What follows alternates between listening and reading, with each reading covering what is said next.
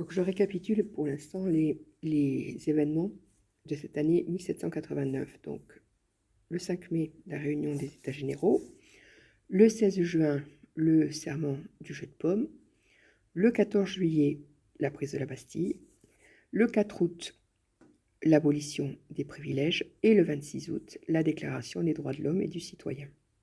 Il faut savoir aussi qu'il y a une dernière date très importante dans l'histoire de cette année-là, c'est le 5 octobre. Alors, que se passe-t-il ce jour-là? Depuis le mois de juin, on est tous devenus des citoyens et des citoyennes. Mais la situation ne s'est pas réellement améliorée pour autant. On a toujours eu beaucoup de mal à s'approvisionner, à manger. Et celles qui s'inquiètent le plus, ce sont les femmes, parce qu'elles ne peuvent pas nourrir correctement leurs enfants. Donc ce sont les femmes, et en particulier les femmes parisiennes. Donc le 5 octobre, à peu près 6 à 7 000 femmes décident d'aller à Versailles, à pied, bien évidemment, pour aller rencontrer le roi. Parmi elles, il y a évidemment quelques hommes. Et donc, sur le chemin, ça commence à s'énerver, à demander, à vociférer, à crier, etc. Elles arrivent, finalement, au bout de quelques heures, devant les grilles du château. Elles cherchent à entrer dans l'enceinte du château. Elles arrivent à pénétrer, mais elles veulent entrer dans le château.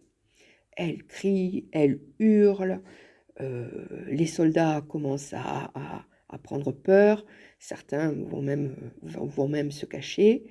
Louis XVI et Marie-Antoinette prennent leurs enfants ensemble, ils sont dans l'appartement du roi et ils se demandent vraiment ce qu'il va se passer. La foule hurle à l'extérieur, les femmes hurlent et elles demandent à voir la reine. La reine a très très peur.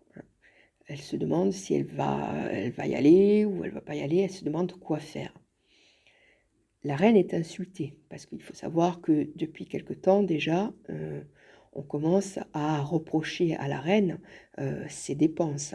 On dit qu'elle dépense beaucoup d'argent pour ses vêtements, pour les fêtes qu'elle peut organiser, pour ce qu'elle fait là au hameau de la reine quand elle convie ses proches.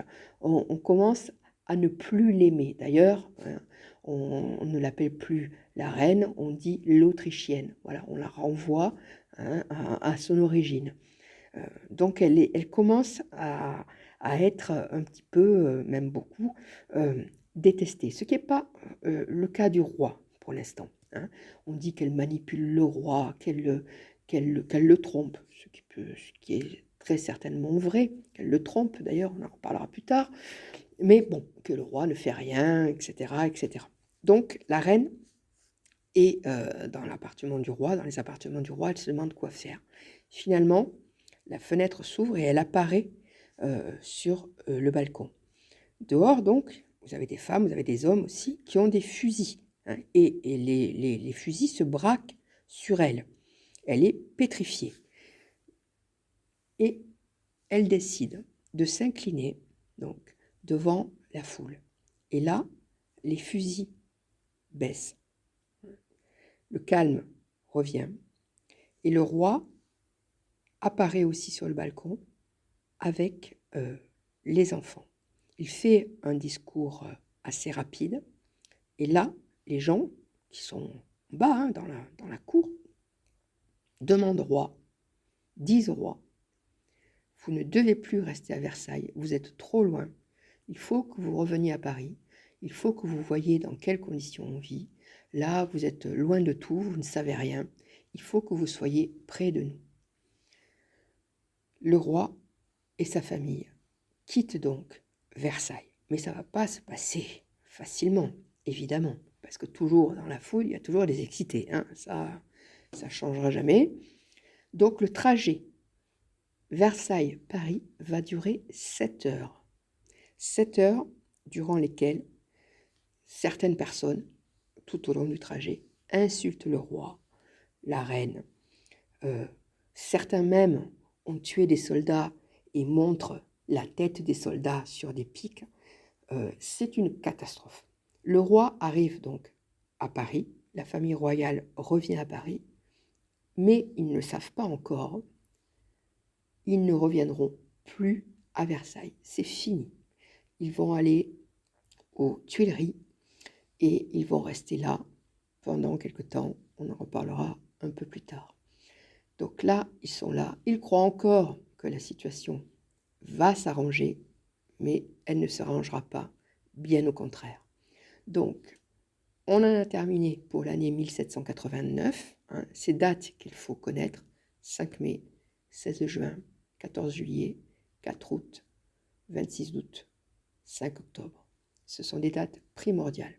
Voilà. Donc maintenant, je vais vous dicter le résumé, qui est long, voilà, c'est pas la peine de râler, qui récapitule tout ce que je viens de vous dire. C'est parti. Donc vous écrivez la date, histoire, la Révolution française avec un R majuscule, s'il vous plaît, et en dessous, donc 1789, parce qu'on ne va parler que de cette année-là. Je dicte. À partir de 1788, une série de mauvaises récoltes entraîne le manque de nourriture et le chômage. Depuis longtemps, les finances du royaume sont mal en point. Les finances du royaume sont mal en point. Les privilégiés, entre parenthèses, noblesse et clergé, fermez la parenthèse, refusent tous les changements qui leur feraient payer des impôts. Point. Vous allez à la ligne et vous sautez une ligne. Le roi Louis XVI est obligé de convoquer les représentants des 3 ordres le 5 mai. Vous soulignez le 5 mai. Vous mettez un point. Des élections sont organisées. Point virgule. Chaque Français peut également s'exprimer dans des cahiers de doléances. Alors, doléances, ça s'écrit D-O-L, accent aigu, A-N-C-E-S. Et vous me soulignez cahier de doléances. Je pense que vous avez déjà souligné le 5 mai. Donc, vous mettez un point. Je continue. Vous allez à la ligne. Dès l'ouverture de cette réunion, les députés du tiers-État se rendent compte que le roi ne fera pas les changements nécessaires. Mais, ils se rendent compte également qu'ils sont les plus nombreux et qu'ils représentent la majorité des Français. Point. La tension monte. Point. Le prix élevé du pain, Le fait que Louis XVI ait rassemblé des soldats autour de Paris suscite une forte inquiétude. Point. À la ligne. Le 14 juillet, vous me soulignez 14 juillet, les Parisiens s'emparent de la forteresse de la Bastille. Vous soulignez la Bastille, et Bastille avec un B majuscule, A-S-T-I-2-L-E. Point. En province, les paysans s'attaquent au château. 2 points. C'est, ouvrez les guillemets, la grande peur. Alors là, avec une majuscule, grande avec une majuscule au G, et peur avec une majuscule au P. Fermez les guillemets. Point. Pour rétablir le calme, les députés votent l'abolition des privilèges, entre parenthèses, la suppression, fermez la parenthèse, le 4 août. Vous me soulignez grande peur, vous soulignez abolition des privilèges et vous soulignez 4 août. À la ligne.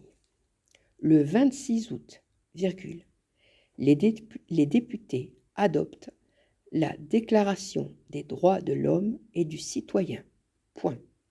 Vous me soulignez 26 août Et déclaration des droits de l'homme et du citoyen, il faudra aussi le souligner. Alors, il faut mettre un D majuscule à déclaration, un D majuscule à droit, un H majuscule à homme et un C majuscule à citoyen. À la ligne, en octobre, virgule, la famille royale revient à Paris. Point. C'est fini donc pour l'année 1789.